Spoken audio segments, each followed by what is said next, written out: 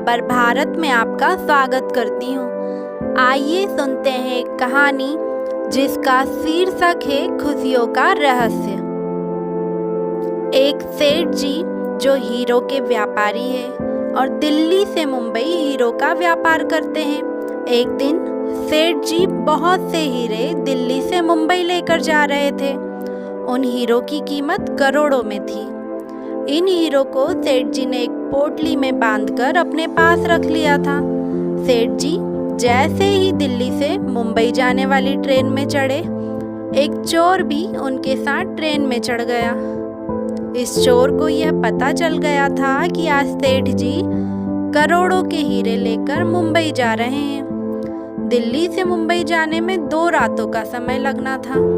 चोर ने मन ही मन सोच लिया था कि कैसे भी करके मुझे सेठ जी के करोड़ों के हीरे आज चुरा लेने हैं। करोड़ों के हीरे के बारे में सोचकर चोर बहुत खुश था। यदि वह करोड़ों के हीरे उसके हाथ लग जाए तो वह अपनी पूरी जिंदगी आराम से गुजार सकता है। चोर की हरकतों को देखकर सेठ जी यह समझ गए थे कि यह एक चोर है और वह हीरे चुराना चाहता है। चोर को रात में चोरी करनी थी, इसलिए वह शाम होते ही सो गया। जब सेठ जी को रात में नींद आने लगी तो सोने से पहले उन्होंने अपनी हीरे की पोटली चुपके से चोर के बैग में रख दी और आराम से सो गए। जब रात को चोर की नींद खुली तो उसने तुरंत हीरो की पोटली को चुराने के लिए सेठ जी के सामान को चेक करना शुरू कर दिया। लेकिन लाख कोशिशों के बाद भी उसे वहाँ कोई हीरा नहीं मिला। अब चोर सेठ जी के कपड़ों में हीरे खोजने लगा, उसे वहाँ भी कोई हीरा नहीं मिला। चोर ने सेठ जी के आसपास सभी जगहों पर हीरो को खोजा, लेकिन बहुत मेहनत करने के बाद भी उसे हीरो से भरी पोटली नहीं मिली। चोर बहुत थक गया था। उसने सोचा कुछ देर आराम से सो जाऊं ताकि थकान उतर जाए। चोर सो गया और उसके सोते ही कुछ देर में सेठ जी भी उठ गए और चोर के बैग में से अपनी पोटली निकाली और आराम से ट्रेन की यात्रा का आनंद लेने लगे। चोर उठने के बाद दिन भर यही सोचता रहा कि आखिर सेठ जी ने हीरो की पोटली को छुपाया कहाँ था।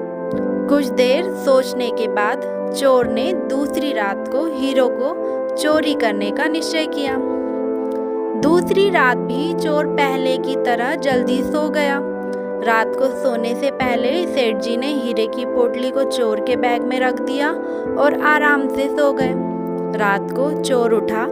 उसने सेठ जी के एक एक सामान को बड़ी बारीकी से चेक किया।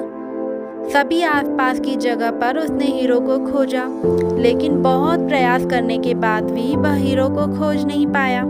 थकने के कारण चोर को फिर से नींद आने लगी और वह सो गया। कुछ देर बाद जब सेठ जी उठे तो उन्होंने चोर के बैग से अपनी हीरो की पोटली को वापस निकाला और अपने बैग में रख लिया। कुछ समय बाद चोर भी उठ गया। अब चोर बहुत परेशान था कि आखिर हीरो की पोटली सेठ जी ने कहाँ रखी है। वह यह सोच ही रहा था कि तभी मुंबई आ गया। सेठ जी स्टेशन पर उतरे, चोर भी उनके साथ उतर गया। चोर अचरज में था कि पोटली मुझे मिली क्यों नहीं। अब उसके मन में केवल एक ही सवाल था कि पोटली को सेठ जी ने आखिर रखा कहाँ था। उसे रहा नहीं गया और वह तुरंत सेठ जी के पास पहुंचा और बोला, मैं आपकी हीरो की पोटली को पिछली 2 रातों से चुराने की कोशिश कर रहा हूँ, लेकिन बहुत खोजने के बाद भी मुझे वह नहीं मिली। कृपया करके आप मुझे यह बता दो कि आखिर आपने पोटली को छुपाया कहाँ था। सेठ जी हंस पड़े और बोले, अरे मूर्ख, मैंने हीरो की पोटली को तेरे ही बैग में छुपाया था। जिस समय तू उसे खोज रहा था वह तेरे पास ही थी। तू जिन हीरो को बाहर खोज रहा था वो तो असल में तेरे ही पास थे। तू उस समय खुद को कंगाल और चोर समझ रहा था, असल में उस समय तू करोड़पति था, करोड़पति। सेठ जी की बात सुनकर चोर दंग रह गया। अब उसने आगे से कोई भी चोरी नहीं करने की कसम खाई और चला गया। हम सब भी उसी चोर की तरह ही हैं। हम सभी जीवन में खुशियाँ चाहते हैं और उसे बाहर खोजते रहते हैं। कभी किसी वस्तु में अपनी खुशी खोजते हैं तो कभी किसी व्यक्ति में अपनी खुशी खोजते हैं। पता नहीं किस चीज़ में और किन किन लोगों में हम अपनी खुशियाँ जीवन भर खोजते रहते हैं, लेकिन असली खुशी आखिर मिल ही नहीं पाती है। कभी मिलती भी है तो टिक नहीं पाती है, क्योंकि हम इस बात से अनजान हैं कि असली खुशी कहीं बाहर नहीं बल्कि खुद के अंदर छुपी होती है। अपनी सभी खुशियों के एकमात्र स्रोत हम खुद होते हैं। कबीरदास जी ने भी कहा है कि कस्तूरी कुंडल बसे मृग ढूंढत मन माही, जो घट घट में राम है दुनिया देखत नाही। अर्थात जिस प्रकार एक कस्तूरी हिरन कस्तूरी की खुशबू को जंगल में ढूंढता फिरता है, जबकि वह सुगंध उसको अपनी ही नाभि में मौजूद कस्तूरी में मिल रही होती है, लेकिन वह उसे बाहर खोजता रहता है। वह जान ही नहीं पाता कि जिस खुशबू का दीवाना बना हुआ है वह यहाँ वहाँ खोजता फिर रहा है, दरअसल उसी से आ रही है। इसी प्रकार लोग अपनी खुशियों को बाहर की वस्तुओं और लोगों में खोजते रहते हैं।